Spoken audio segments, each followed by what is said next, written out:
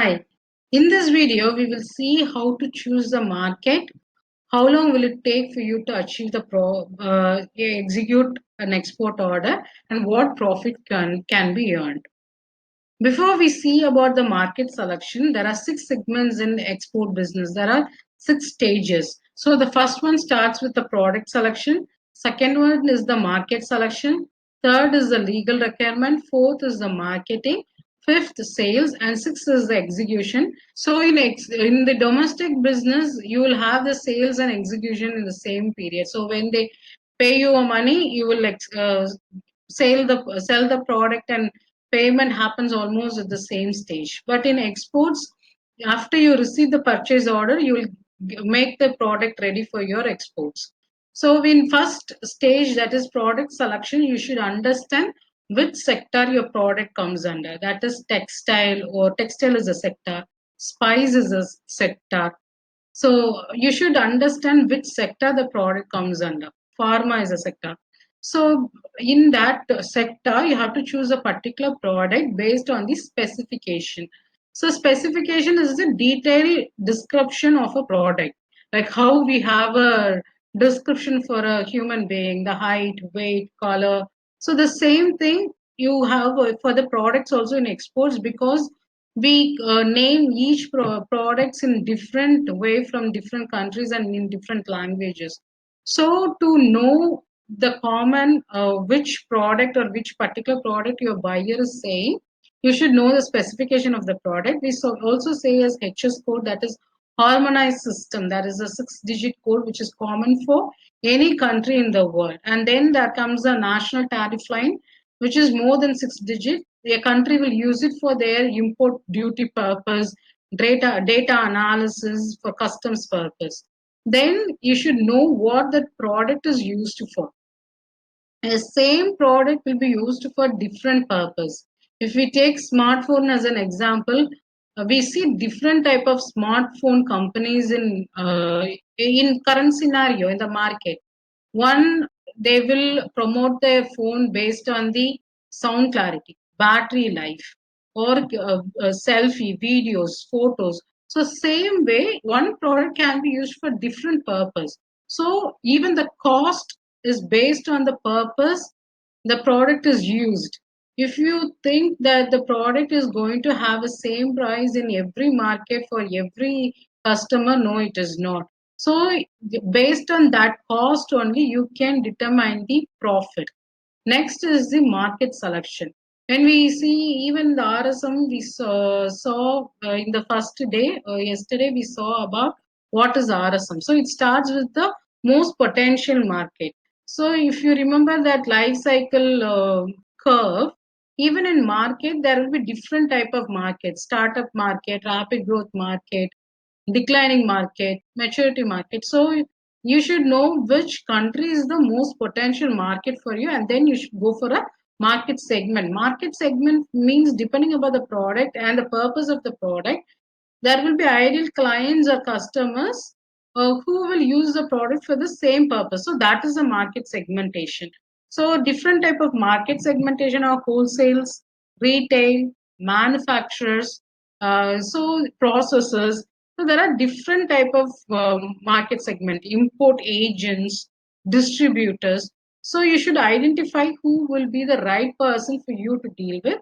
Then comes the tariff and non-tariff. Tariff means the import duty. Non-tariff means the SPS and TBT, which we say it is phytosanitary certificates and technical barrier to trade. So you should understand these obstacles. So when we say about obstacles, you should make the job easier for the buyer to choose you and buy from you. So that is where the buyer is going to like to buy from or choose a supplier, and that determines your profit as well. In the legal requirements, we already know that legal requirements are the certificates and license. It is to mitigate certain risk. So because the product which is cultivated in some countries, whether may not be useful for, may not be beneficial for someone in another country. So for that, you have to understand what are the legal requirements. When marketing is online and offline channels, there are different type of marketing channels that's available, where you have to choose the right mix of marketing for you to do promote your product. Then the sales. In sales, once after you get the purchase order, you should know how long will it take for you to execute that order, what was the payment term, how the buyer likes the package of the product to be done. And in execution, that is where you will invest most of your investment, that is 80 percentage. Also, if that requires certain certificate, that happens before the uh, purchase order, the sales stage, certain certificates, but certain custom related documents, if you when you need that finance, that is under customs stage. So that happens when you are in the execution stage. So we have seen that reverse sourcing method starts with potential market segment, obstacle and opportunity and export order. Then it will go to export order. So when once you are choosing a market, you should choose a market based on these factors and identify the obstacle, and you have to identify the opportunities, and you have to know how to balance the both to select the market. So to do that, there are 12 steps in RSM, that is reverse sourcing method. You will identify top 15 potential markets based on the three indicators. First one is the growth rate with respect to quantity, then growth rate with respect to value. Third is the tariff and trade balance, the import, export minus import of a particular country. Then is the steep analysis. Steep analysis means the factors influencing importing condition of a particular country. Then you should do the competitor analysis. Competitor analysis is L1, L2, and L3 stages. That is, L1 means the exporter of your product from different country. Take an example, rice. Rice can be exported from India, Thailand, Cambodia, even Italy, and US also have some kind of rice. Even African countries has some kind of rice. So rice, so different countries also produce same type of products. So you should know what are the other countries which produce your same product, the difference between your product and their product. Then you should know the different exporters of your product from your country. They are your competitors. Third level of competitor is the other importers or other distributors in the buying countries, in the importing country, because the buyer can choose to import by himself, or he can engage another importer and buy from him.